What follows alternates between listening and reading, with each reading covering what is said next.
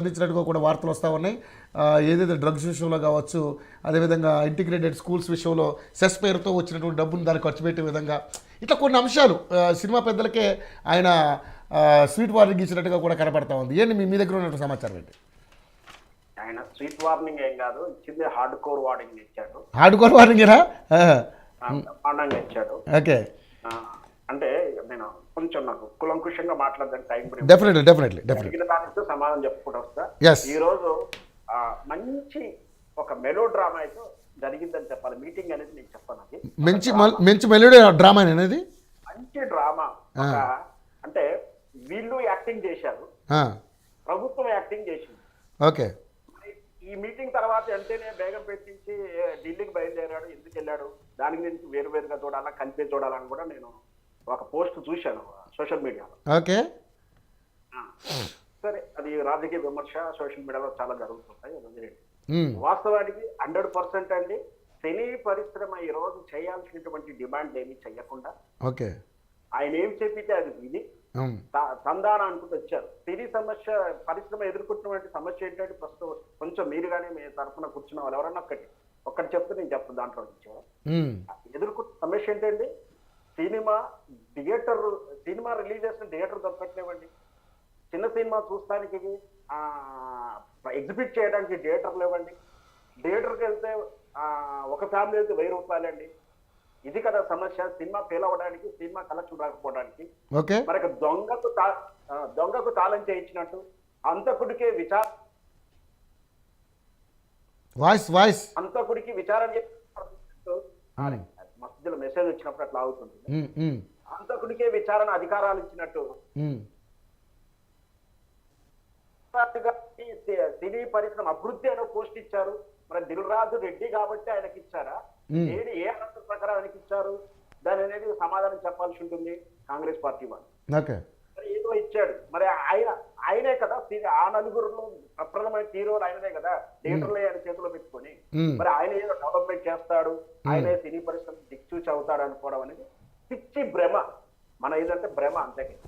అది వ్యక్తిగత రాజకీయాలు కూడా ఉన్నాయి కాబట్టి మనం దాంట్లో లోతులకు వెళ్లకుండా అసలు జరిగింది ఒక యాక్సిడెంటల్ ఇన్సిడెంట్. దాంట్లో మానవీయ కోణం కూడా ఉంది. అంటే మానవీయ కోణం ఏంటంటే ఆమె చనిపోయినా ఆమె చనిపోవడం అనేది జరిగింది. దాన్ని ఆధారంగా చేసుకొని జుట్టు దొరికింది కదా అని చెప్పేసి, అంటే ఈ రాష్ట్రంలో ఎన్నో సమస్యలు ఉన్నాయి. గురుకులాల్లో సంఘటన జరుగుతున్నాయి. ఎలకలు గొరికితే కూడా చచ్చిపోయే దశకు వచ్చింది. పాములు గరుస్తున్నాయి. ఇవి సమస్య కాదు, దీన్ని డిబేట్ చేయరు. దీని గురించి ఎవరు కూడా కన్జ్యూమర్ కోర్టు కానీ హ్యూమన్ రైట్స్ కోర్టు కానీ కేసులు అయ్యారు. కానీ పుష్ప సినిమాలో ఏదో జరిగింది లోపం అని చెప్పేసి ఆయన కూడా పనికిరానోళ్ళు పోయి కేసులు పెడతా ఉంటారు. ఒక మీరు మీ మెసేజ్లు ఆపుకోండి శ్రవణ్ గారు. మెసేజ్లు రావడం వల్ల మీ వాయిస్ కట్ అయిపోతుంది, మాకేం వినపడతలేదు. అంటే దొరికింది కదా అనే ఇష్యూలో బ్లాక్ మెయిలర్లు కేసులు పెడతారు, కలెక్షన్లు చేసుకోవడానికి దాడులు చేస్తారు. ఏది రేవంత్ రెడ్డి సొంత నియోజకవర్గం సొంత కార్యకర్తలే దాడి చేస్తారు. ఈ విధంగా సినీ పరిశ్రమ లొంగ తీసుకోవాలనో, ఈ పరిశ్రమ ఇక్కడ ఉంటే మనం అంటే ఇంట్లో పండుకుంటే కూడా సుఖంగా పిల్ల పాపలతో పండుకోలేము అనే భయాందోళన గురి చేస్తారా? ఏమి యాదృచ్ఛికంగా వాళ్ళ సినిమా సంఘటనలో ఒకరు చనిపోతే ఇంట్లో పండుకుంటే కూడా దాడి చేస్తారా? ఇదెక్కడి ప్రజాస్వామ్యం? విద్యార్థి సంఘానికి సినీ పరిశ్రమకి ఏం సంబంధం? ఓయూ యూనివర్సిటీకి దీనికి ఏం సంబంధం? అసలు విద్యార్థి సమస్యలు ఎన్నున్నా కూడా ఇట్లా దగ్గరుండి తెర వెనుక ఉండి డ్రామాలు చేయిస్తూ మార్గదర్శనం చేస్తూ స్క్రిప్ట్ ప్లే చేసుకుంటూ వాళ్ళని లొంగ తీసుకునే ప్రయత్నం చేస్తున్నారు. చేయండి, కానీ తెలంగాణ ప్రయోజనాలు దెబ్బతినేలా. మీరు ఆల్రెడీ రిలేషన్ దెబ్బతీశారు, రైతాంగాన్ని దెబ్బతీశారు, ఇప్పుడు సినిమా ఇండస్ట్రీని దెబ్బతీస్తున్నారు. మీ రాజకీయాలు మీరు చేయండి. కేటీఆర్ కేసీఆర్ అవినీతి చేస్తే నిలదీసి కేసులు పెట్టండి. మీరు చేస్తే ఇంకో ప్రభుత్వం వచ్చిన తర్వాత మిమ్మల్ని కూడా కేసు చేస్తారు. నిజంగా అవినీతి జరిగితే చెయ్యండి, మీరు రాజకీయాలు మీరు చేయండి.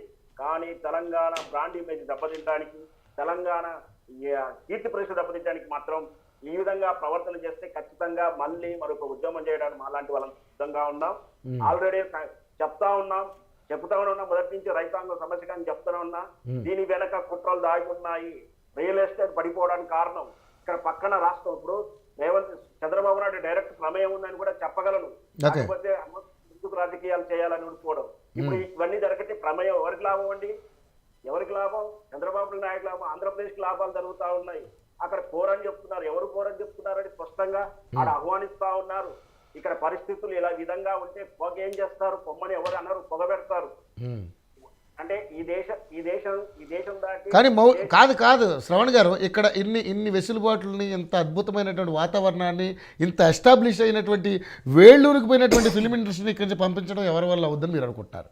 పంపించడం అంటే ఏంటండి? మద్రాసులో ఫెసిలిటీస్ లేకొచ్చారు ఇక్కడికి. అక్కడ ఫెసిలిటీస్ సార్ అక్కడ అంటే భాషా భేదం ఉంది, సంథింగ్ ప్రాబ్లమ్స్ ఉన్నాయి అక్కడ. ఓకే, మరి ఇది తెలుగు రాష్ట్రం కదా సార్, తెలంగాణ కూడా తెలుగు రాష్ట్రమే కదా, ఇక్కడ చెల్లాల్సిన అవసరం ఏముంది? ఇంట్లో పండుకుంట కూడా సుఖం లేదు, దాడులు చేస్తున్నారు. సినిమా హిట్ అవుతే దాని మీద దొరికిన క్లాసు మీద పెట్టి బ్లాక్ మెయిల్ చేస్తున్నారు. మీటింగ్లు పెట్టి చదువుకున్న మూర్ఖులు కూడా మీరు ఆంధ్రలో వెళ్ళిపోండి, సంక్రాంతి వరకు టైం ఇస్తా అంటే వాళ్ళ మీద ఎందుకు కేసు పెట్టలేదు? ఇంతవరకు కేసు పెట్టండి, ఎందుకు అడగలేదు? ఈ రోజు ఏంటంటే దిల్రాజు వాళ్ళు కేసు ఎందుకు పెట్టలేదు? వాళ్ళని ఎందుకు ఉపేక్షిస్తున్నారు? దాడి చేసిన వాళ్ళని ఎందుకు చర్యలు తీసుకుంటలేరు? ఈ రోజు మీరు సంక్రాంతి వరకు ఖాళీ చేయండి అంటే వాళ్ళ మీద ఎందుకు చర్యలు తీసుకోండి వీళ్ళు డిమాండ్ చేయలేదు?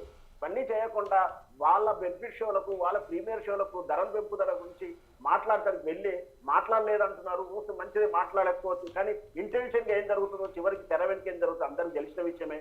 ఇదంతా కూడా జనం చూడటానికి డ్రామాలు. మనం ఇట్లాంటి డ్రామాలు చాలా చూసాం ప్రజలు. ఎందుకంటే ఈ రాజకీయ నాయకులు చేస్తున్నట్టు విషయాలు ఎలా ఉంటాయి?